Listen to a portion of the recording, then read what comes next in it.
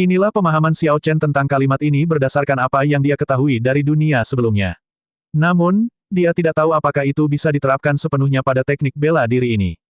Sejauh yang dia tahu, arti kalimat ini adalah naga sejati akan bersembunyi di kedalaman laut, merencanakan langkah selanjutnya. Ketika ada kesempatan, ia akan keluar dari laut dan membubung ke angkasa. Namun, sikap seperti apa yang memungkinkan Azure Dragon melayang ke langit, menembus 9 langit setelah meninggalkan laut? Xiao Chen menatap danau besar di depan halaman dengan mata abstrak, mensimulasikan pemandangan naga Azure meninggalkan laut dalam pikirannya. Badai mengamuk dan kilat menyambar. Langit menjadi gelap, angin menderu-deru, dan hujan turun. Ombak melonjak di lautan luas, menderu keras. Seekor naga sejati bersembunyi di kedalaman. Naga sejati memandang ke langit, tidak berkata apa-apa. Ia hanya menyaksikan angin bertiup dan awan lewat. Saat air pasang naik dan turun, ia merencanakan langkah selanjutnya, menunggu untuk membubung ke langit. Xiao Chen menggelengkan kepalanya sedikit, dan gambaran di benaknya menghilang. Dia bergumam, masih terlalu dini untuk memikirkan keadaan teknik bela diri peringkat surga. Saya harus membiasakan diri dengan jalur peredaran darah intisari terlebih dahulu. Sebenarnya, ketika sebagian besar kultivator memperoleh teknik bela diri peringkat surga, mereka akan merasa sangat sulit untuk memahami keadaannya dalam 1 atau 2 tahun. Misalnya, 7 bintang yang mengelilingi bulan karya Chen Xiao. Ini adalah teknik bela diri peringkat surga yang diberikan sekte kepadanya ketika dia menjadi pewaris sejati. Namun, hingga saat ini, Chen Xiao belum sepenuhnya memahami 7 bintang yang mengelilingi bulan. Dia bisa mengarahkan pedang Ki bintang 7 sesuka hatinya, tapi dia tidak bisa mewujudkan bulan. Akibatnya, Chen Xiao hanya bisa mengeluarkan sekitar 50% kekuatan teknik bela diri peringkat surga. Orang-orang seperti Xiao Chen, yang bisa mengeluarkan 80% kekuatan kembalinya naga Azure, jarang ditemukan di generasi muda. Kebanyakan orang sudah puas dengan mendapatkan teknik bela diri peringkat surga. Namun, Xiao Chen mempertahankan standar yang lebih tinggi. Setelah 10 hari berikutnya, Xiao Chen akhirnya menghafal semua jalur sirkulasi intisari untuk Soaring Dragon. Tanpa gangguan apapun, dia bisa melakukan gerakan itu dengan cukup mahir. Xiao Chen menghunus pedangnya di halaman. Lampu pedang itu tampak seperti terbuat dari listrik. Kemudian, dia dengan cepat mengedarkan intisari untuk Soaring Dragon. Gambar Azure Dragon samar-samar meliputi Xiao Chen. Saat dia mengedarkan intisarinya, dia merasakan energi tak terbatas memenuhi tubuhnya. Energinya terakumulasi dengan cepat, tetapi dia terus menyimpannya dan tidak melepaskannya. Naga tersembunyi di kedalaman, pria itu membuat rencananya terlebih dahulu sebelum mengambil tindakan. Ketika saat yang tepat tiba, naga itu membubung ke langit. Xiao Chen maju selangkah dengan kaki kanannya. Seketika, kekuatan luar biasa meledak. Hanya dengan satu langkah santai, retakan di tanah terbuka seperti sarang laba-laba. Menggunakan kekuatan ini, tubuh Xiao Chen seperti roket berisi bahan bakar, meluncur ke langit saat seekor naga meraung. Naga mungkin menyebar di udara. Awan tebal mengelilingi Xiao Chen. Awan menemani naga sejati, melengkapi kekuatan untuk mengguncang 9 langit ke segala arah. Momentum Xiao Chen langsung melonjak, mencapai puncaknya dalam sekejap. Akselerasinya sangat cepat, dia tidak bisa bereaksi tepat waktu. Pada saat dia memulihkan akalnya, puncak momentum telah berlalu, hilang dan tidak akan pernah kembali lagi. Bang! Xiao Chen menebas dengan cahaya pedang, dan ledakan mengerikan mengguncang udara. Gelombang kejut menyebar kemana-mana. Dia menyarungkan pedangnya dan mendarat di tanah. Kemudian dia melihat ke ruang yang bergetar dan riak yang tersisa. Namun, tidak ada kegembiraan di wajahnya. Xiao Chen tahu bahwa dia belum berhasil. Dia hanya mengikuti peredaran intisari dan melakukan gerakan ini. Tidak ada keadaan untuk naga tersembunyi di kedalaman atau naga melonjak. Dia bahkan belum memahami teknik yang terlibat dalam gerakan tersebut. Naga itu bersembunyi di kedalaman, pria itu membuat rencana sebelum bertindak. Dia hanya meremehkan untuk bergerak, tetapi ketika dia melakukannya, surga akan berguncang dan bumi akan retak, gumam Xiao Chen pada dirinya sendiri sambil berjalan. Dia harus melancarkan serangan secara instan selama kondisi puncak itu. Kalau tidak, jika dia melewatkan kesempatan dan mengeksekusi serangannya nanti, kekuatannya akan berkurang secara signifikan. Seorang gadis cantik terbang di atas danau yang seperti cermin. Xiao Chen mendongak dan melihat siapa orang itu, jadi dia menghentikan latihannya.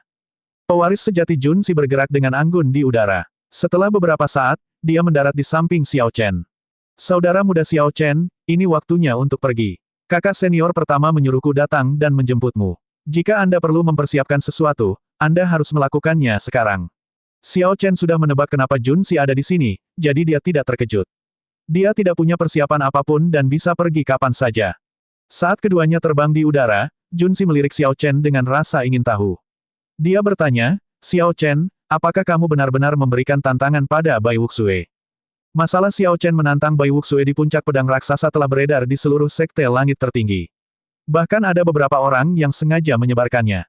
Sekarang, berita ini sudah menyebar ke 18 provinsi selatan. Minat yang dihasilkan dalam pertempuran ini mencapai tingkat yang luar biasa. Xiao Chen mengetahui semua ini melalui Yue Chenxi dan Gong Yangyu. Sangat mudah untuk mengetahui bahwa seseorang di sekte tersebut secara pribadi mendorong terjadinya pertarungan ini. Tujuannya mungkin agar Xiao Chen mati di tangan Bai Wuxue. Mengenai siapa orang itu, Xiao Chen tidak punya waktu untuk mengkhawatirkannya. Kali ini, Bai Wuxue pasti akan memimpin kelompok sekte Yin Ekstrim ke medan perang Savage untuk pelatihan pengalaman. Akan menjadi masalah jika kamu bertemu dengannya. Kekhawatiran muncul di wajah halus Jun Si. Xiao Chen tidak keberatan. Dia tersenyum dan berkata, medan perang Savage sangat luas dan tidak terbatas dengan banyak tanah terlarang. Akan sulit untuk bertemu satu sama lain di sana. Bahkan jika aku bertemu dengannya, aku punya sarana untuk melindungi diriku sendiri. Jun Si tersenyum tak berdaya dan berkata, saya benar-benar tidak tahu dari mana Anda mendapatkan kepercayaan diri. Namun, saya yakin Anda tidak berbohong. Orang-orang di alam kubah langit selalu mampu menciptakan keajaiban, sama seperti Kaisar Guntur, yang awalnya dipandang rendah. Keduanya terlibat dalam percakapan yang penuh semangat, dan mereka dengan cepat terbang keluar dari gerbang kota, menuju formasi transportasi kuno di luar kota. Formasi transportasi terletak di tengah-tengah alun-alun yang luas. Saat ini, murid-murid sekte langit tertinggi mengepung sisi alun-alun ini. Semua orang memiliki tatapan iri saat mereka melihat Chen Xiao dan yang lainnya.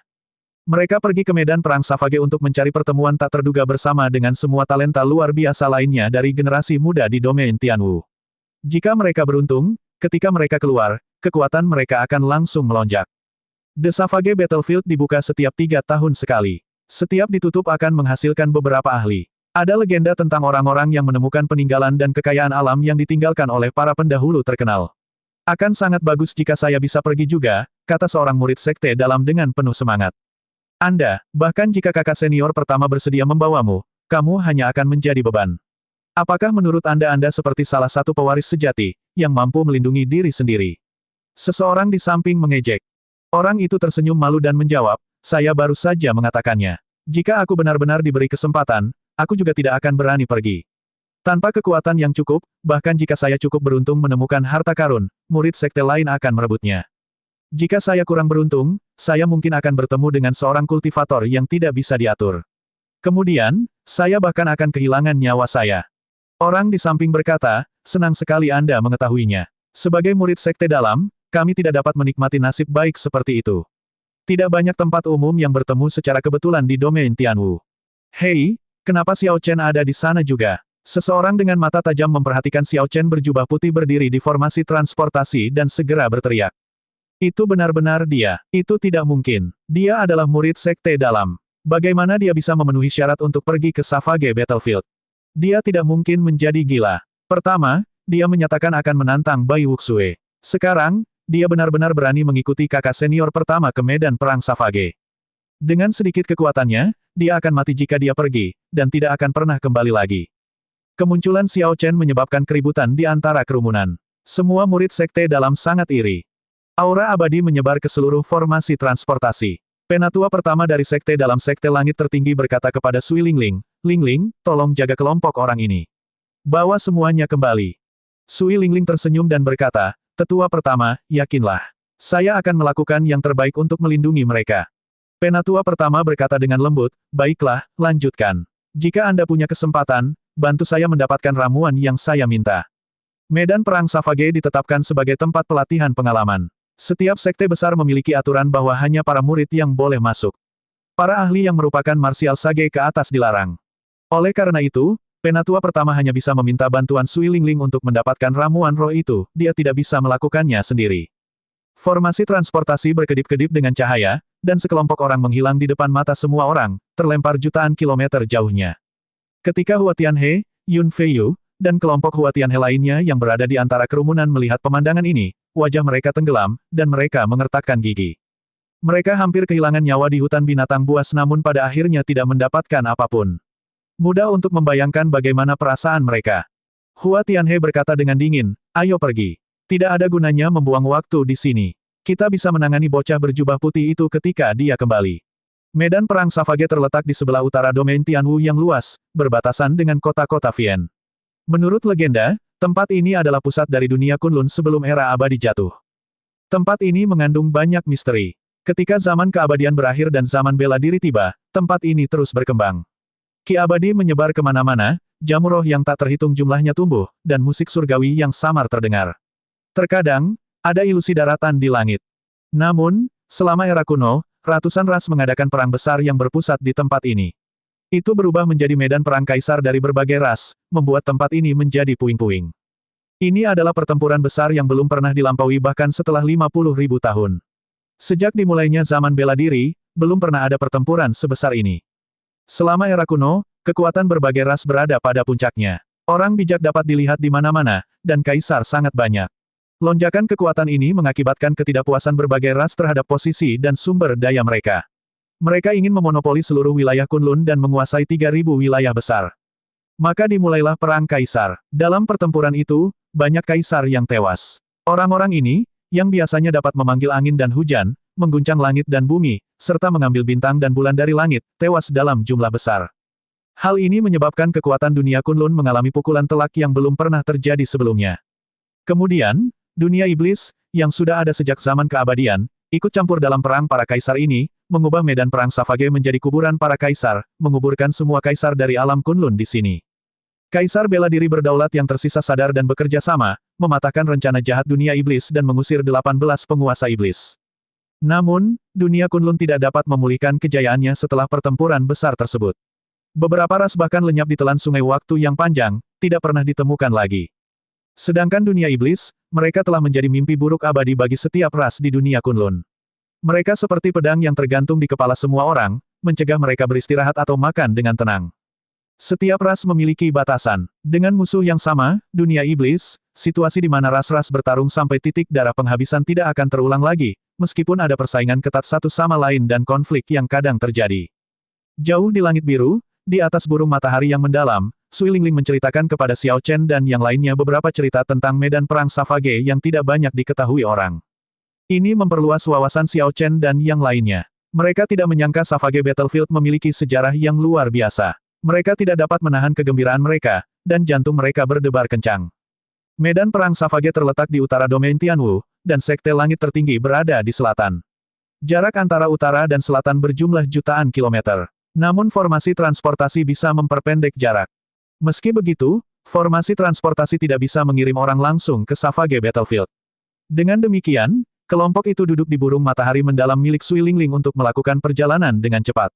Dengan kecepatan Mach 10 milik burung matahari mendalam, mereka dapat menghemat banyak waktu. Setelah Junsi mendengar semuanya, dia merasa ragu. Dia bertanya, "Kakak senior pertama, dari apa yang Anda katakan, bukankah itu berarti medan perang Savage akan memiliki ahli muda dari ras lain?"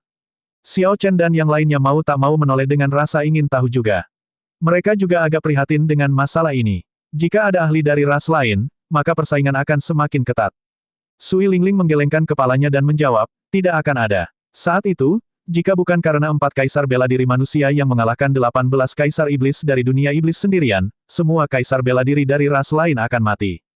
Medan perang Savage adalah tanah pengalaman pelatihan yang diperoleh manusia pendahulu kita untuk generasi selanjutnya. Ras lain tidak diizinkan masuk. Semua pendengarnya melepaskan napas tertahan pada saat yang bersamaan. Namun, Sui Lingling tersenyum lembut dan menambahkan, meski begitu, tidak ada yang mutlak. Berbagai klan dan sekte dari ras Vian mampu mengendalikan murid-murid mereka. Namun, seperti domain Tianwu kami, mereka juga tidak dapat mengendalikan pembudidaya lepas mereka. Chen Xiao menyela pada saat ini. "Kakak senior pertama, itu berarti kita kemungkinan besar akan bertemu dengan para penggarap ras Vian. Tolong beritahu kami bagaimana para pembudidaya ras iblis dibandingkan dengan manusia." Mereka sangat kuat. Saat ini, ras Vian adalah salah satu dari 5 ras terkuat. Sui Lingling berpikir sejenak sebelum melanjutkan dengan suara rendah, "Sejak zaman kuno, beberapa ras telah menghilang ke dalam sungai waktu yang panjang, tidak pernah terlihat lagi. Agar kelima ras ini dapat mempertahankan kejayaan mereka sebelumnya dan garis warisan mereka tidak berakhir, semuanya memiliki sesuatu yang mereka kuasai. Mereka tidak bisa dianggap remeh. Dibandingkan kita manusia, mereka sama sekali tidak lemah. Secara sederhana, kemampuan pemahaman para pembudidaya ras iblis tidak sebaik manusia. Namun, tubuh fisik mereka jauh lebih kuat dibandingkan ras manusia. Sulit untuk membandingkan siapa yang lebih kuat atau lebih lemah, itu tergantung pada kriterianya. Sui Lingling melanjutkan, namun, semua ahli ras Vian yang memiliki garis keturunan spirit Vian tidak dapat diremehkan. Dari segi bakat, mereka tidak lebih lemah dari kita manusia, mereka bahkan mungkin lebih kuat. Spirit Vians adalah ras Vian yang paling kuno. Mereka adalah nenek moyang dari Spirit Beast saat ini. Namun, garis keturunan mereka telah melemah seiring berjalannya waktu, sehingga binatang roh berhenti terlahir sebagai iblis. Mereka perlu berkultivasi setelah mereka dilahirkan sebelum mereka bisa menjadi iblis lagi. Siu, tepat pada saat ini, kapal perang giok putih berbentuk paviliun terbang dengan cepat dari belakang. Gelombang suara menyebar, dan aura menakutkan muncul di depan kapal perang. Hu Hai melihat ke belakang dan mengerutkan kening. Itu adalah kapal giok putih paviliun bulan purnama. Yang memimpin mereka adalah ahli pedang terbaik di selatan, Feng Xingsheng. Mereka juga ada di sini. Xiao Chen mendongak dan melihat Feng Xingsheng, yang pernah dilihatnya, berdiri tegak melawan angin dengan tangan kirinya memegang pedang yang tergantung di pinggangnya. Tatapan Feng Xingsheng setajam pisau, menembus udara. Bahkan dari jarak 10 km, bertukar pandang bisa menimbulkan rasa sakit ringan pada mata. Jun Si dan yang lainnya tidak tahan lama-lama. Mereka berseru keheranan, sungguh niat pedang yang kuat. Sepertinya Feng Xingsheng telah tumbuh lebih kuat lagi. Sui Lingling mengangguk dengan lembut dan berkata, kekuatan pedang selalu menakutkan. Mereka memiliki ketenangan sebagai pendekar pedang tetapi juga kebanggaan dan tirani yang ekstra. Tidak banyak ahli pedang sejati di dunia, kebanyakan orang hanyalah kultivator yang menggunakan pedang. Di generasi muda, Feng Xingsheng jelas merupakan ahli pedang sejati. Ketika Jun Si mendengar ini, dia melirik ke arah Xiao Chen, yang tidak membuang muka. Dia berpikir dalam hati, kakak perempuan senior pertama mempunyai penilaian yang tinggi terhadap Feng Xingsheng. Aku ingin tahu apa pendapatnya tentang Xiao Chen. Apakah dia juga seorang ahli pedang sejati? Sui Lingling, sudah lama sekali. Kapal giok putih berhasil menyusul burung matahari yang mendalam. Ketika Feng Xingsheng melihat Sui Lingling, dia menyapanya. Sui Lingling sedikit mengangguk dan tersenyum lembut. Memang sudah lama sekali. Peningkatan Anda sungguh mencengangkan. Anda mungkin bisa mulai menantang kami 7 raksasa dalam waktu kurang dari setahun. Feng Xingsheng mengungkapkan senyuman tipis di wajah tegasnya. Dia berkata dengan sungguh-sungguh, jangan khawatir. Anda akan menjadi orang terakhir yang saya tantang. Aku akan pergi duluan. Sampai jumpa di medan perang Savage. Di 18 provinsi selatan, hanya Sui Lingling yang termasuk di antara 7 raksasa.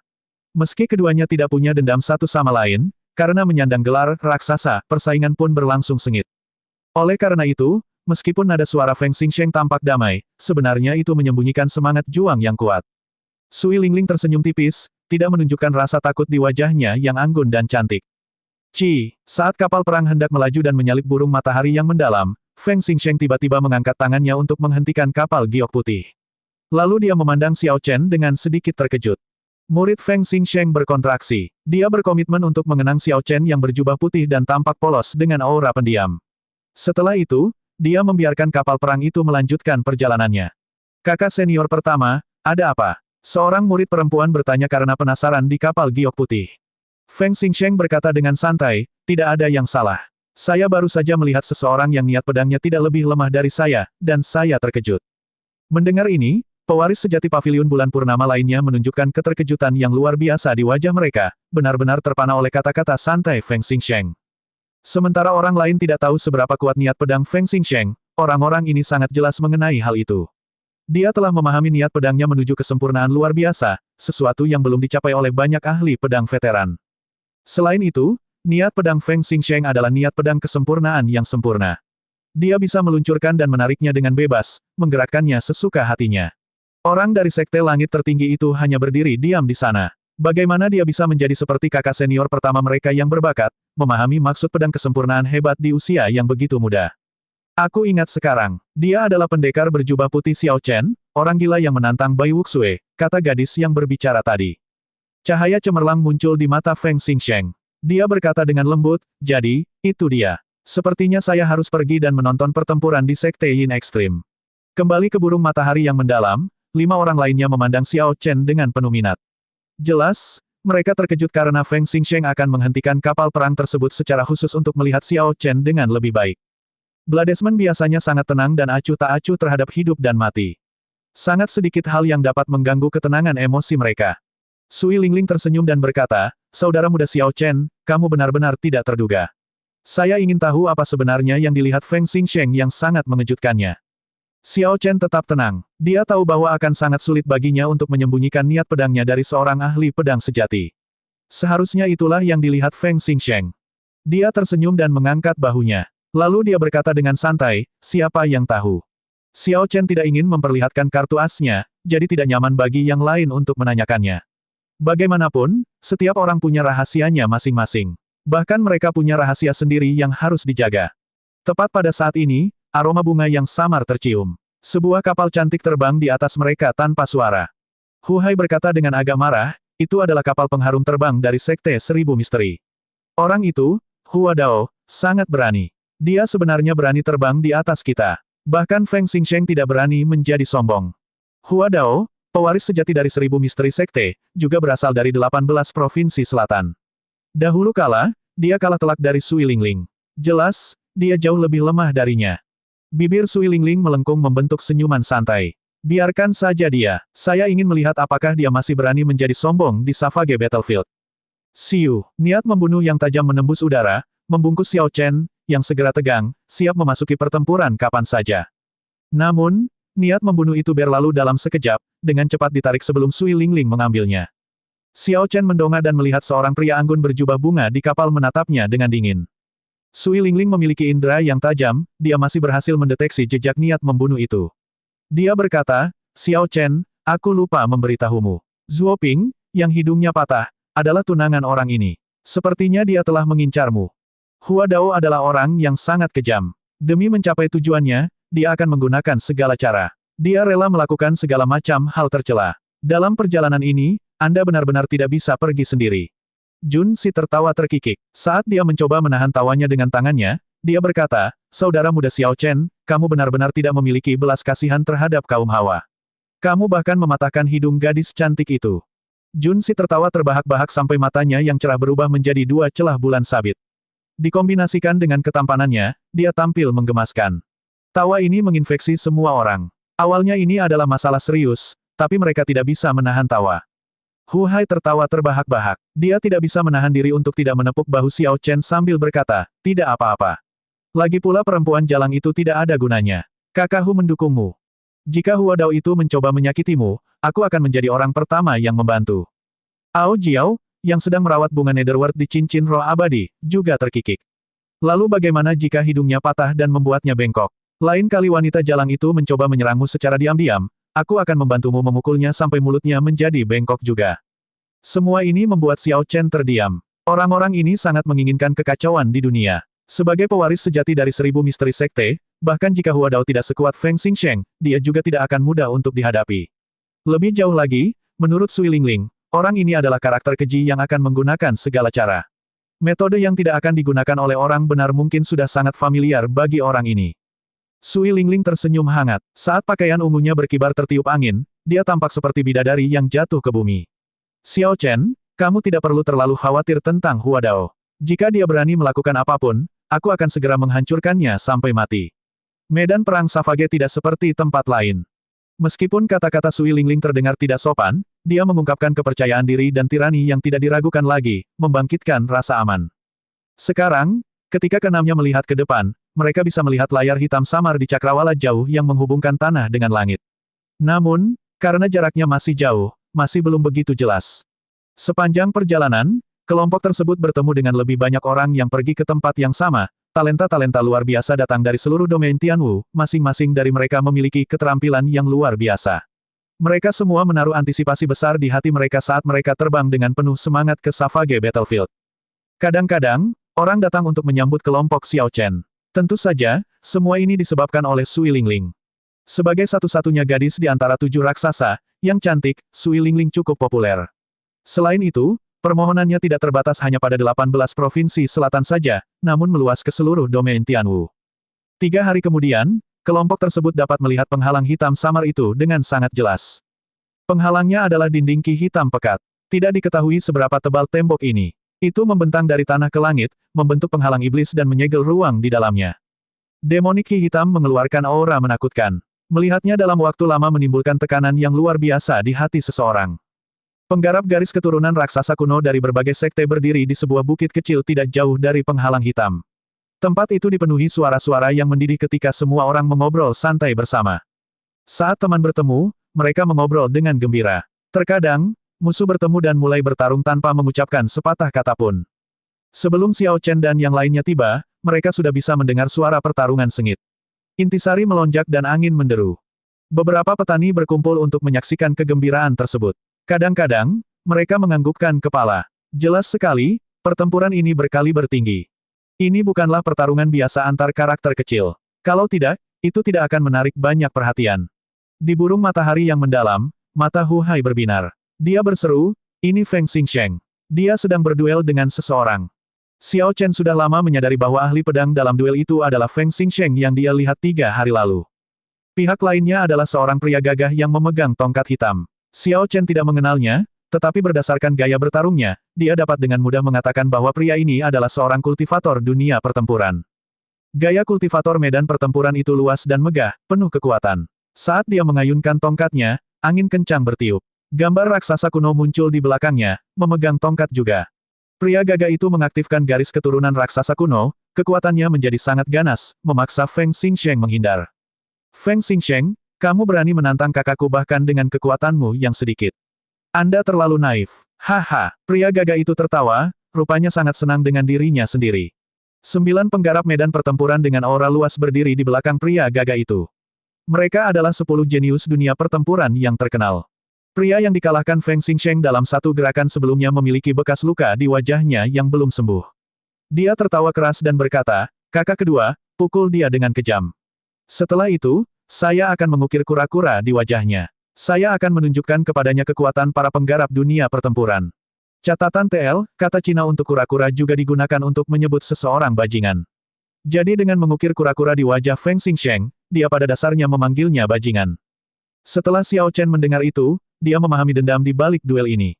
Para penggarap medan pertempuran sering kali bersatu. Sebelumnya, saudara ke-10 mereka dipukuli secara mengenaskan. Jadi, sekarang, saat mereka bertemu, mereka ingin membalas dendam. Namun, menurut pendapat Xiao Chen, membalas dendam masih akan sulit bagi jenius dunia pertempuran peringkat kedua. Dia jelas bukan tandingan Feng Xingsheng dan akan menderita kekalahan telak. Ketika niat pedang mendukung seorang ahli pedang, dia tidak akan takut akan bentrokan langsung. Feng Xingsheng memiliki niat pedang kesempurnaan yang hebat tetapi menghindar. Jelas sekali, dia sedang mencari titik lemah, berniat menyelesaikan pertandingan dalam satu pukulan tanpa membuang energinya atau mengungkapkan kartu truf apapun. Semua ini dilakukan untuk menjaga kewaspadaannya terhadap pesilat jenius di dunia pertempuran yang belum bergerak. Selain itu, akan ada pertarungan yang lebih intens setelah memasuki Savage Battlefield. Ini hanya hidangan pembuka. Jika Feng Xingsheng bisa menyelamatkan intisarinya, dia akan melakukannya, jika dia bisa menyembunyikan kartu asnya, dia akan melakukannya. Memang benar, seperti yang diharapkan Xiao Chen. Setelah pria gagah itu memaksa Feng Xingsheng kembali, dia bertarung tanpa hambatan dan hati-hati. Ketika pria gagah itu melihat bahwa dia bisa mendorong Feng Xingsheng yang terkenal ke dalam situasi yang menyedihkan di hadapan begitu banyak talenta luar biasa, dia tidak bisa menahan diri untuk berpuas diri dan terbawa suasana. Sebuah celah kecil muncul dalam rangkaian serangan pria gagah itu. Kesalahan ini hampir dapat diabaikan karena memang kecil. Terlebih lagi, itu hanya sekejap. Saat pembukaan ini muncul, pria gagah itu bereaksi cepat untuk menutupinya. Dia memanfaatkan sepenuhnya pengalaman tempurnya yang kaya, dia jelas bukan petarung biasa-biasa saja. Namun, semuanya masih terlambat. Feng Xingsheng memperhatikan pembukaan itu dan tersenyum dingin. Tiba-tiba, dia keluar dari posisi bertahannya dengan cahaya pedang yang tak tertandingi. Ketika cahaya menyala pada pedang yang sangat polos itu, auranya mengalami perubahan yang luar biasa seketika seolah-olah telah berubah. Angin kencang bertiup, dan pakaian semua orang berkibar. Feng Xingsheng menusukkan pedangnya ke depan dan segera mengambil celah itu, menangkap pria gagah itu, yang berusaha pulih dari kesalahannya, tidak siap. Sial, sial, sial, pedang dan tongkatnya berbenturan, mengeluarkan percikan api. Pendirian pria gagah itu langsung patah. Setelah berada di atas angin, Feng Xingsheng tidak mundur. Dia mengambil 7 langkah ke depan dan memanfaatkan celah aslinya untuk mendorong pria gagah itu menuju kekalahan. Lebih jauh lagi, Feng Xingsheng tidak meningkatkan penggunaan intisari atau niat pedang, dia juga tidak menggunakan teknik bela diri. Dia terus mengandalkan kekuatan yang awalnya dia tunjukkan dan keterampilan pedangnya yang luar biasa. Semuanya terjadi begitu cepat. Pada saat para jenius di dunia pertempuran lainnya bereaksi, Feng Xingsheng telah menghempaskan tongkat pria gagah itu, situasinya mengerikan. Ledakan, aura yang kuat tiba-tiba berkobar ketika seseorang melompat ke depan pria gagah itu. Orang ini segera menggunakan tangan kanannya yang bersarung tangan untuk memblokir tebasan pedang. Meskipun menangkap serangan Feng Xingsheng hanya dengan satu tangan, orang ini tidak bergeming sama sekali. Kekuatan yang terkandung dalam pedang itu meledak dan menimbulkan hembusan angin. Kakak laki-laki, seru pria gagah itu dengan ketakutan di dalam hatinya setelah selamat dari serangan ini. Orang yang melangkah maju adalah jenius tertinggi dari 10 dunia pertempuran besar, Niu Deng. Walaupun ia baru berada di daratan Kunlun selama kurang dari setengah tahun, ia telah mengalahkan beberapa ahli muda ternama. Kemenangan ini membuat Niu Deng terkenal, menyebarkan namanya ke seluruh domain Tianwu. Dia benar-benar memenuhi gelarnya sebagai jenius terbaik di dunia pertempuran. Feng Xingsheng dan Niu Deng sama-sama ragu dengan kekuatan satu sama lain. Setelah saling mendorong senjata untuk beberapa saat, mereka mencapai kesepakatan diam-diam dan mundur pada saat yang sama. Niu Deng tersenyum dingin dan berkata, sebaiknya kamu tidak bertemu denganku di Savage Battlefield. Kalau tidak, tidak ada yang bisa menyelamatkanmu. Feng Xingsheng menyarungkan pedangnya dan berkata dengan tenang, apakah menurutmu aku takut padamu? Keduanya bertukar pandangan yang sangat bermusuhan sebelum kembali ke kelompok masing-masing. Sambil tersenyum, Hu Hai berkata, ini sungguh intens. Bahkan sebelum memasuki Savage Battlefield, mereka sudah bertarung sampai akhir. Pembukaan Savage Battlefield ini akan lebih sengit dari beberapa sebelumnya. Sui Lingling mengangguk dan berkata, itu wajar. Ini adalah era para jenius. Talenta-talenta luar biasa berkumpul dalam jumlah besar. Akan sulit untuk tidak menjadi intens. Ayo masuk dulu. Merasa ragu, Jun Si bertanya, kita sudah bisa masuk. Penghalang iblis belum sepenuhnya hilang, dan yang lainnya masih menunggu. Sui Lingling hanya tersenyum tanpa menjawab. Burung matahari yang mendalam tiba-tiba meningkatkan kecepatannya dan berubah menjadi seberkas cahaya biru saat ia menyerbu ke arah penghalang iblis. Ketika kelompok itu mendekati penghalang iblis, ekspresi Sui Lingling berubah menjadi serius saat dia melancarkan serangan telapak tangan. Jubah ungunya berkibar tertiup angin. Intisari padatnya yang melonjak mengalir keluar dan merobek lubang di penghalang iblis yang bahkan orang lain takut untuk melihatnya secara langsung. Cahaya biru menyala, dan burung matahari yang mendalam dengan cepat menyerbu masuk sebelum lubangnya diperbaiki. Sui Lingling tidak menunggu sampai demonic barrier melemah. Sebaliknya, dia mengirimkan serangan telapak tangan ke dinding hitam demonic Qi dan menerobos masuk. Ini jelas menunjukkan kekuatan Sui Lingling. Meskipun talenta luar biasa di luar terkejut, mereka tidak terlalu terkejut. Ini karena 7 raksasa lainnya yang datang juga memaksa menggunakan metode yang sama. 7 raksasa benar-benar memenuhi reputasi mereka. Mereka adalah satu-satunya yang telah mencapai setengah sage dan memperoleh kekuatan yang dibutuhkan untuk menerobos masuk. Selama pembukaan medan perang Savage ini, 3 tanah suci telah keluar dari domain untuk pelatihan pengalaman. Ketujuh orang ini mungkin akan mendapatkan panen terbesar. Mau bagaimana lagi? Setengah orang bijak sudah mulai memahami hukum alam. Ada perbedaan besar antara intisari mereka dan kita. Kesenjangannya terlalu besar. Berbagai talenta luar biasa berdiskusi saat mereka menyaksikan 7 raksasa menembus penghalang. Namun, karena tidak bisa berbuat apa-apa, mereka menerimanya. Bahkan para ahli seperti Feng Xingsheng, Niu Deng, atau Hua Dao tidak dapat melakukan apapun terhadap penghalang iblis yang belum sepenuhnya melemah ini. Seseorang harus menggunakan intisari yang kuat untuk menghancurkan penghalang iblis, tidak ada jalan lain. Meskipun orang-orang ini tidak jauh lebih lemah dalam hal kekuatan tempur, kualitas intisari mereka pada akhirnya terlalu buruk. Setelah beberapa saat, dinding hitam demonik Qi tampak melemah. Mata Feng Xingsheng dan yang lainnya berbinar saat mereka bergegas maju untuk memaksa masuk. Beberapa kultivator yang telah menunggu beberapa saat tidak bisa lagi menunggu dan ingin memanfaatkan kesempatan ini untuk menerobos masuk. Sayangnya, orang-orang ini melakukannya, tidak memiliki cukup intisari, mereka lebih lemah dari Feng Xingsheng dan yang lainnya. Saat mereka memasuki penghalang iblis, jeritan yang menusuk tulang terdengar, mendinginkan darah panas para penggarap gelisah lainnya sehingga mereka langsung berperilaku baik. Hanya ketika malam tiba barulah penghalang iblis melemah sepenuhnya. Baru setelah itu semua orang memasuki Savage Battlefield. Pada saat yang sama, di beberapa tempat terpencil, beberapa sosok licik mengambil kesempatan untuk menerobos penghalang iblis, yang membentang ribuan kilometer. Mereka adalah para kultivator lepas yang datang karena ketenaran dari medan perang Savage. Mereka sebagian besar sudah cukup tua dan memiliki budidaya yang mendalam, memiliki kekuatan yang mirip dengan Feng Xingsheng. Ada juga kelompok yang setara dengan 7 raksasa. Medan perang Savage yang dibuka setiap 3 tahun sekali telah resmi dibuka.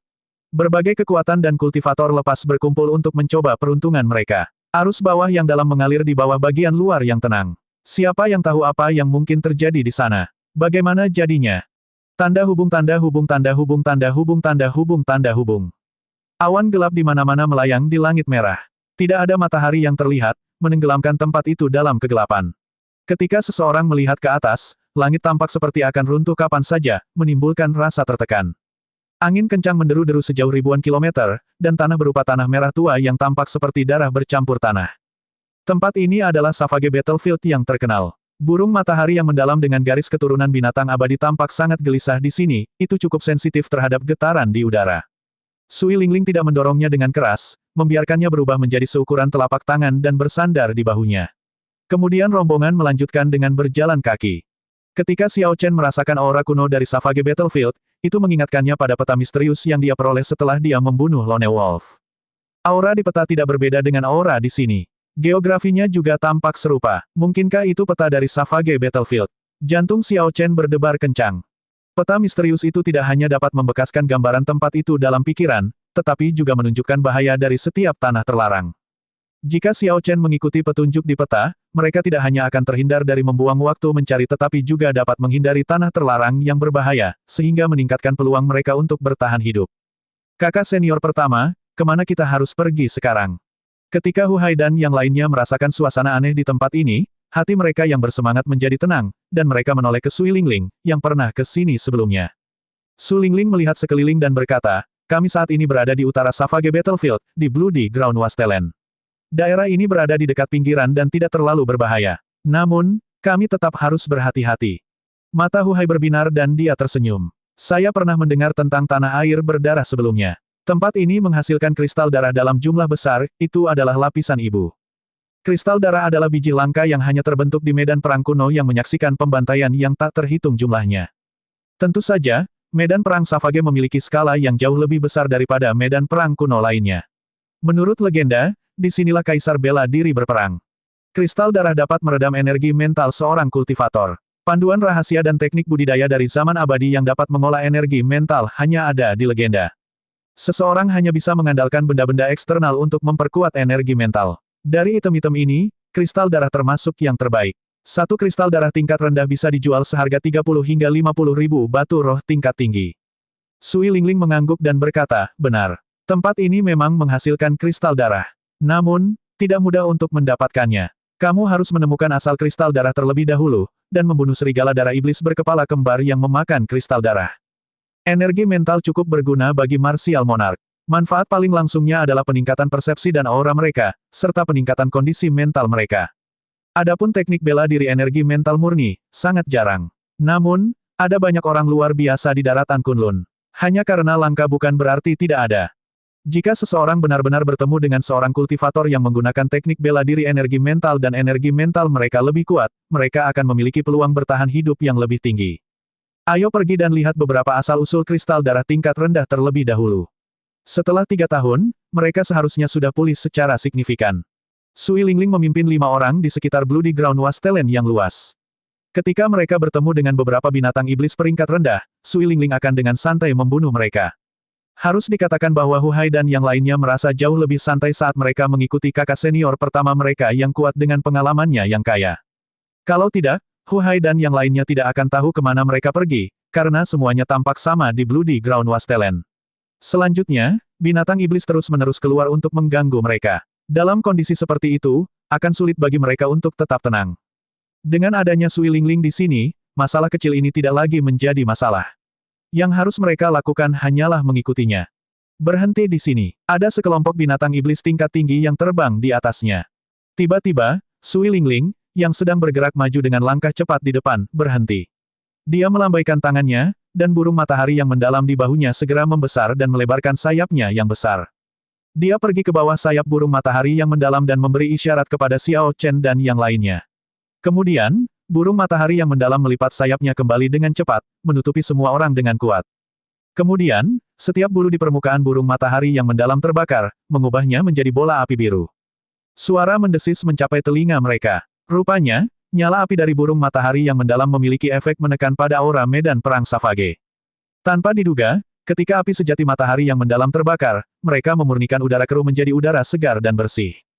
Ketika kelompok binatang iblis tingkat tinggi di udara melihat gumpalan api, mereka merasakan ketakutan naluriah dan terbang jauh. Setelah beberapa waktu, burung matahari yang mendalam mengangkat sayapnya dan mengecil sekali lagi, lalu kembali bertengger di bahu Sui Lingling. Kelompok itu mendongak dan melihat lebih dari 100 binatang iblis terbang di kejauhan perlahan menghilang dari pandangan mereka.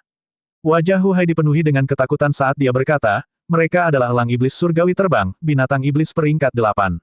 Sebenarnya ada lebih dari 100. Jika mereka menemukan kita, konsekuensinya akan sangat mengerikan.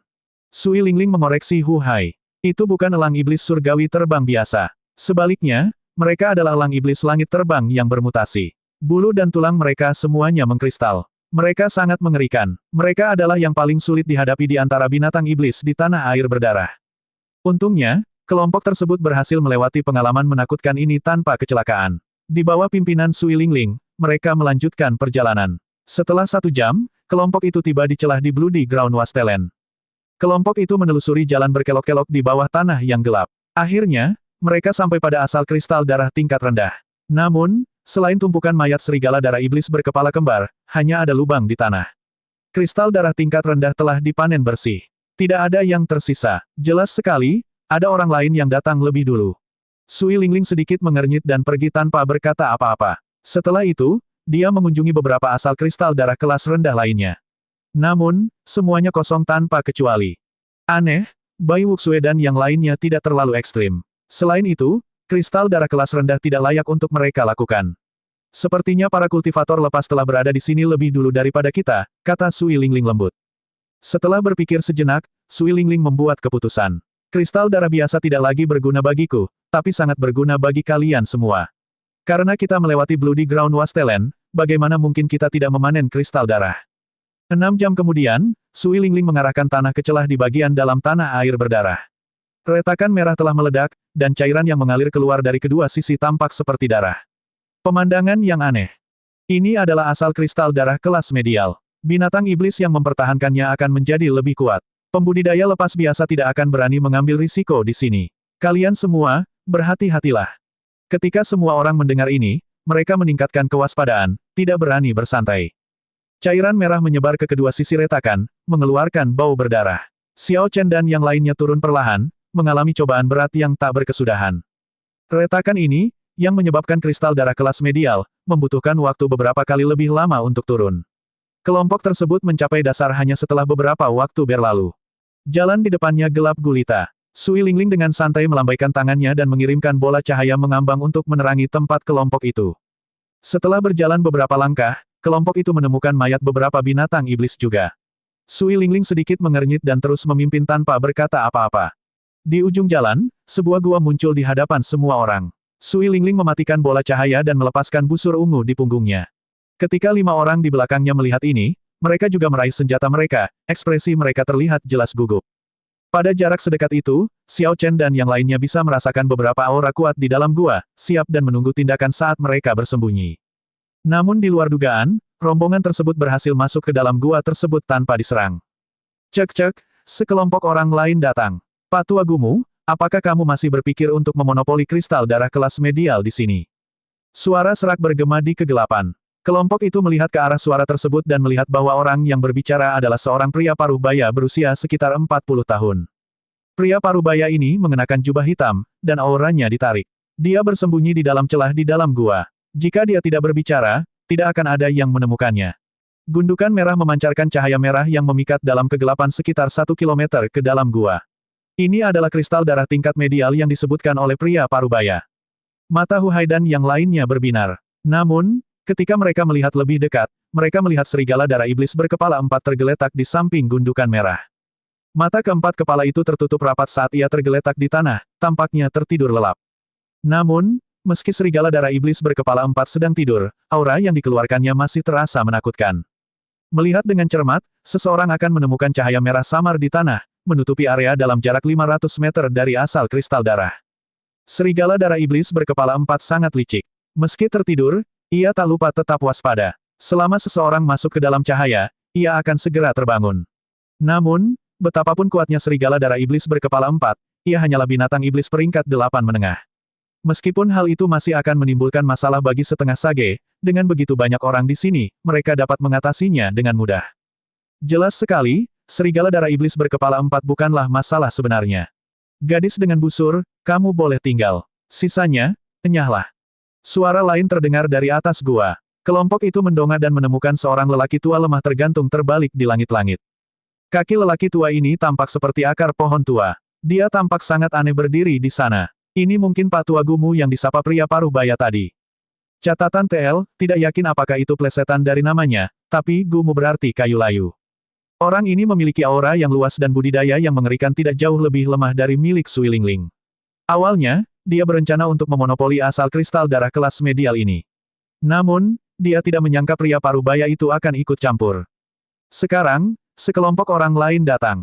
Tentu saja, Pak Tua Gumu menjadi semakin tidak bahagia. Tumpukan kristal darah kelas medial ini kelihatannya banyak, namun produksi kristal darah kelas medialnya tidak banyak. Dengan banyaknya orang di sini, tidak akan cukup untuk berbagi. Lagi pula, dia tidak pernah berniat berbagi sejak awal. Tiba-tiba, pria parubaya itu tersenyum sinis dan berkata, Pak Tua Gumu, menurutku kita bisa bekerja sama.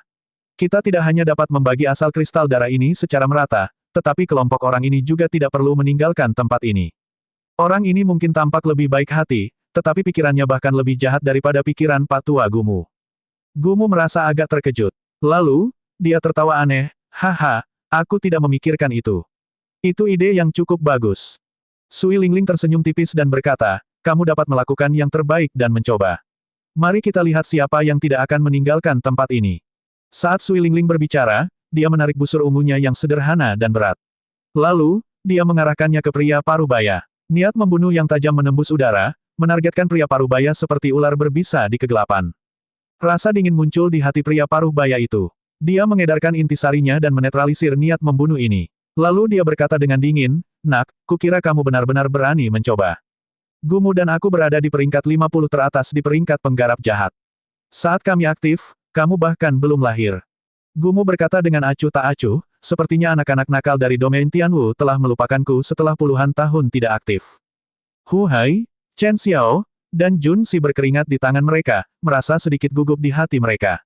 Mereka tidak menyangka akan bertemu dengan para kultivator lepas yang begitu kuat segera setelah tiba di medan perang Savage. 2 dari 50 teratas di peringkat penggarap jahat muncul. Selain itu, mereka mempunyai niat buruk. Mereka tidak peduli dengan sekte peringkat 9, mereka hanya ingin membunuh untuk mendapatkan harta karun. Xiao Chen melihat sekeliling, emosinya tidak banyak berubah. Dia memiliki diagram api Taiji Yin Yang, patung sapi buas emas, dan 3 gambar naga azure. Ini memberinya kemampuan untuk melindungi dirinya sendiri di hadapan setengah sage. Bahkan jika dia tidak bisa melawan mereka, masih mudah baginya untuk lari.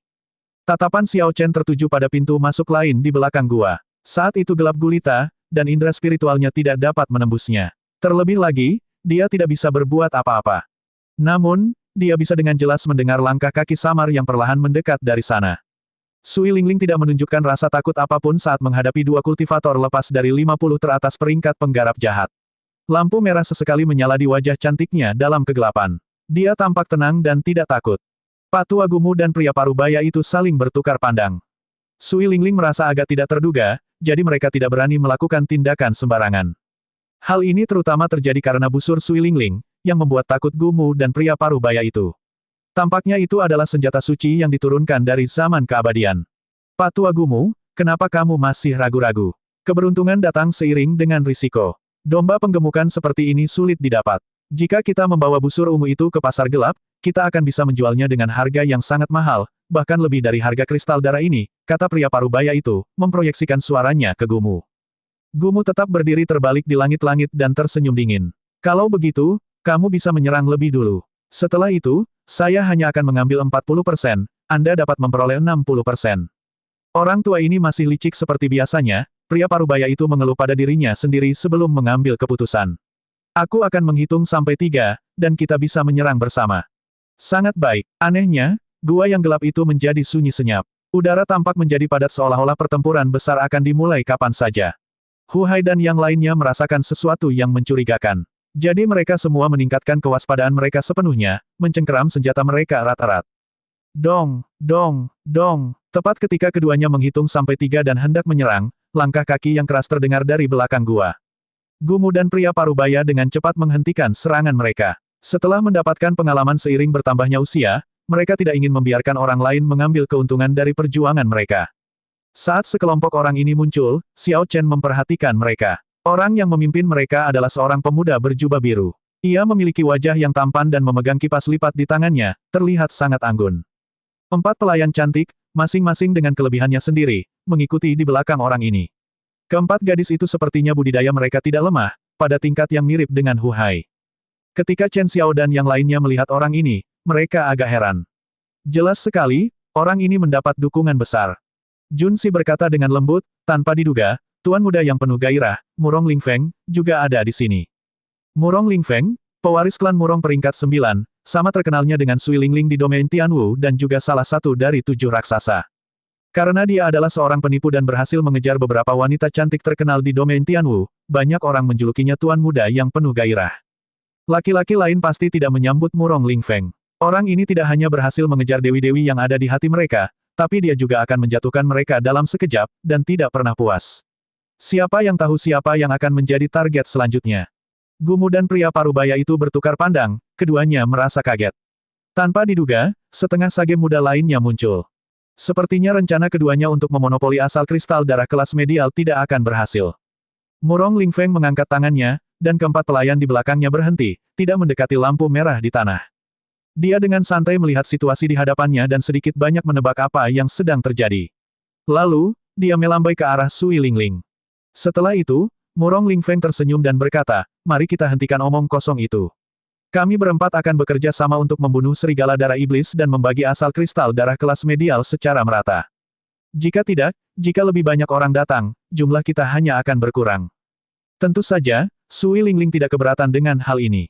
Berbeda dengan para kultivator lepas, yang kekurangan sumber daya dan membutuhkan kristal darah untuk mendapatkannya, dia hanya perlu memberi beberapa pada Xiao Chen dan yang lainnya. Gumu dan pria parubaya itu berpikir lama sebelum berkata, setuju. Bagus, kalau begitu ayo kita bunuh serigala darah iblis berkepala 4 ini bersama-sama. Siu, siu, siu, siu. Tiba-tiba, 4 lampu cemerlang menyala di dalam gua yang gelap, menerangi gua tersebut. Fluktuasi energi yang kuat mengejutkan serigala darah iblis yang tertidur yang tergeletak di tanah. Namun, dengan 4,5 sage yang bekerja bersama, tidak peduli seberapa kuat serigala darah iblis berkepala 4 itu, ia ditakdirkan untuk hanya melihat dunia ini untuk terakhir kalinya. Gumu berbalik dan menggunakan intisarinya untuk meniru cabang pohon. Kemudian, dia langsung meraih kepala serigala dan mengirimkan intisari kuat yang dikaitkan dengan kayu ke kepala serigala. Kepala serigala itu meledak dengan ledakan yang keras dan memercikkan darah kemana-mana. Pria parubaya itu mengirimkan gambar tengkorak manusia, dan aura mengerikan yang kuat menyebar, meledakkan kepala serigala juga. Murong Lingfeng melambaikan kipasnya, meluncurkan intisari tajam berbentuk bulan sabit yang memotong leher kepala serigala. Sui Lingling memiliki waktu yang paling mudah. Dia dengan lembut menarik kembali busurnya, lampu merah menyala, dan kepala serigala segera meledak. Lampu menyala. Dengan 4,5 sage yang bekerja sama, serigala darah iblis berkepala 4 bahkan tidak memiliki kesempatan untuk melawan, dan langsung mati. Kelompok itu mendarat di depan asal kristal darah, dan Gumu berkata dengan penuh semangat, bagus. Sekarang saatnya untuk membagi kristal darah. Sesuai kesepakatan, kami akan membaginya rata menjadi 4. Aku pergi dulu. Pria parubaya itu juga santai, menunggu untuk membagi kristal darah tingkat medial. Ledakan. Namun, pada saat ini, situasinya berubah.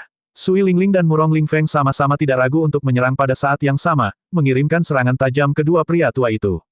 Murong Lingfeng dengan lembut melambaikan kipasnya, dan sosoknya melintas, menyerang pria parubaya itu. Sui Lingling mengangkat busurnya, dan sebilah pisau tajam keluar dari setiap ujung busur. Kemudian, dia menyerang Gumu. Ekspresi Gumu dan pria parubaya berubah drastis. Mereka tidak menyangka kedua generasi muda itu akan menghancurkan jembatan setelah melintasinya, dan langsung mengkhianati mereka. Catatan TL, hancurkan jembatan setelah melewatinya, ini berarti meninggalkan dermawan seseorang setelah mencapai tujuannya. Bang, bang, bang, suara fluktuasi energi yang kuat bergema di gua yang luas. Riak intisari yang kuat menyebar, dan tanah berguncang tanpa henti. Karena ini adalah pertarungan antara setengah sage, yang lain tidak bisa ikut campur. Mereka semua mundur ke samping, memegang erat senjata mereka kalau mereka perlu terjun dan membantu. Gumu memiliki intisari atribut kayu yang luar biasa. Ketika dia melambaikan tangannya, dia menyebabkan segala jenis pohon tumbuh entah dari mana, menumbuhkan banyak cabang. Jika seseorang tidak berhati-hati dan terjebak oleh dahan pohon, menghadapinya akan sulit ketika intisari yang dikaitkan dengan kayu menyerang tubuh seseorang.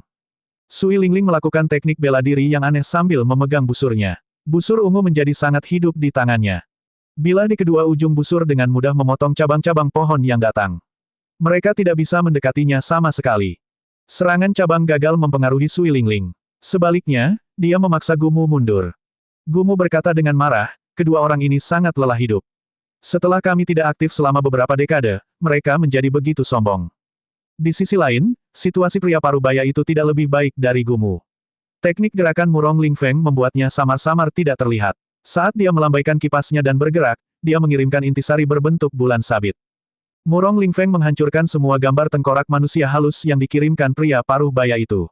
Kemudian, dengan menggunakan teknik gerakannya, dia mengusir pria parubaya itu kembali. Kalian anak nakal, jangan memaksakan diri terlalu jauh. Saat kita lahir ke dunia, kamu bahkan belum lahir, teriak pria parubaya itu dengan marah. Namun, Sui Lingling dan Murong Lingfeng tersenyum tanpa berkata apa-apa. Mereka hanya tidak peduli. Kedua lelaki tua di peringkat penggarap jahat tidak repot-repot melihat situasi mereka saat ini dengan cermat. Setelah tidak aktif selama beberapa dekade, mereka mengira domain Tianwu masih sama seperti sebelumnya. Tidak terpikir oleh mereka bahwa setelah beberapa dekade, tidak ada seorang pun yang peduli terhadap mereka. Di domain Tianwu saat ini, 7 raksasa terkenal sedang menikmati masa kejayaan mereka. Mereka semua jenius luar biasa, kultivator dengan sikap mengesankan dan prestasi besar. Para pemuda ini menjadi terkenal dan mendapat peringkat tinggi dalam peringkat putra surga yang bangga. Dalam waktu kurang dari 10 tahun, mereka telah membunuh banyak petani lepas yang tak terhitung jumlahnya. Gumu berada di peringkat 49 dalam peringkat penggarap jahat, dan pria parubaya berada di peringkat 50. Dengan peringkat setinggi itu, hadiah Istana Dewa Bela Diri karena membunuh mereka akan sangat besar. Penggarap lepas melakukan segala macam perbuatan jahat. Orang-orang yang berperingkat tinggi di peringkat penggarap jahat jelas bukan orang baik. Membunuh mereka akan menjadi layanan yang berjasa. Jika Sui Lingling dan Murong Lingfeng bertemu dengan dua kultivator lepas ini sendirian, mereka mungkin tidak akan menyerang. Lagi pula, akan lebih sulit bertarung 1 lawan 2. Namun, dalam pertarungan 1 lawan 1, tidak ada alasan untuk ragu. Ini adalah seberapa kuat 7 raksasa domain Tianwu saat ini. Setelah melampaui beberapa kultivator generasi tua, mereka tidak takut pada mereka. Tidak peduli betapa tidak puasnya Gumu dan pria parubaya itu, tidak peduli apa yang mereka teriakkan atau bagaimana mereka berjuang, Sui Lingling dan Murong Lingfeng tidak mengatakan apa-apa, mematahkan setiap serangan yang dikirimkan kepada mereka.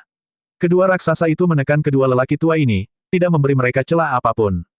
Keheranan memenuhi wajah Hu Hai dan yang lainnya saat mereka melihat pemandangan ini. Tanpa disangka-sangka, dua kultivator lepas yang berada di peringkat 50 teratas dalam peringkat budidaya jahat dipukuli hingga berada dalam kondisi yang menyedihkan. Bisa, pria parubaya, yang sedikit lebih lemah dari Gumu, menyerah lebih dulu. Tuan muda yang penuh gairah memotong lengan kirinya dengan ayunan kipas. Darah mengalir seperti air mancur ketika pria parubaya itu menjerit kesedihan. Keterkejutan muncul di wajah Gumu. Jika pria parubaya itu meninggal, Gumu tidak akan bisa bertahan jika Sui Lingling dan Murong Lingfeng menangkapnya dalam serangan menjepit. Pikiran untuk melarikan diri muncul di hatinya. Kayu layu mendapatkan kehidupan baru. Gumu meraung keras dan melakukan gerakan terbaiknya. Tiba-tiba, tubuhnya yang lesu meledak dengan kekuatan hidup yang terus meningkat. Auranya meningkat, dan intisari memenuhi tubuhnya. Riak menyebar di udara, menghasilkan suara lolongan yang menggetarkan. Sepertinya Gumu telah direvitalisasi. Kekuatannya segera meningkat sekitar 30%. Seperti Gumu sebelumnya, dia sudah menjadi setengah sage. Tiba-tiba, dia menjadi 30% lebih kuat. Kemudian, dia mengirimkan serangan telapak tangan dan memukul mundur Sui Lingling yang tidak siap. Gumu memanfaatkan kesempatan ini untuk melarikan diri dengan cepat. Kemudian, suaranya yang menyeramkan terdengar, gadis kecil, lelaki tua ini akan membalas dendam mulai hari ini 10 kali lipat di masa depan. Ketika teknik bela diri yang menantang surga seperti kayu layu mendapatkan kehidupan baru dijalankan, akan ada efek samping yang kuat. Jika pengguna tidak meminum ramuan roh berumur 10.000 tahun untuk meningkatkan ki dan darah segera setelahnya, teknik ini akan memperpendek umur mereka. Gumu sudah tidak punya sisa umur lagi. Jika dia tidak mengalami pertemuan kebetulan setelah menggunakan teknik ini, dia akan mati dalam beberapa tahun. Berdasarkan hal ini, orang dapat dengan mudah membayangkan kebencian Gumu terhadap Sui Lingling. Enyahlah, Hu Hai dan yang lainnya, yang menghalangi Gumu, dengan cepat menyingkir dengan ekspresi agak memberontak ketika mereka melihat Gumu yang sangat marah dan menguatkan. Serangan kekuatan penuh dari setengah sage sudah bisa melukai mereka dengan parah. Sekarang kekuatan Gumu telah bertambah, bagaimana mereka berani menghalanginya? Sosok Gumu melintas, cepat menuju pintu keluar. Selama dia meninggalkan gua, dia akan berhasil melarikan diri. Gumu tidak bisa menahan nafasnya yang tertahan. Namun, ketika dia sampai di pintu masuk gua, dia menemukan Xiao Chen berjubah putih menghalangi jalan, menatapnya tanpa ekspresi. Kamu mencari kematian. Melihat Raja Bela Diri tingkat medial yang berani menghalanginya, Gumu segera mengirimkan serangan telapak tangan. Ledakan menggelegar datang dari angin palem. Intisari luas yang dikaitkan dengan kayu milik Gumu menimbulkan angin kencang. Dia menjadi seperti pohon kuno yang megah dengan marah merentangkan cabangnya, mencoba membelah Xiao Chen menjadi dua.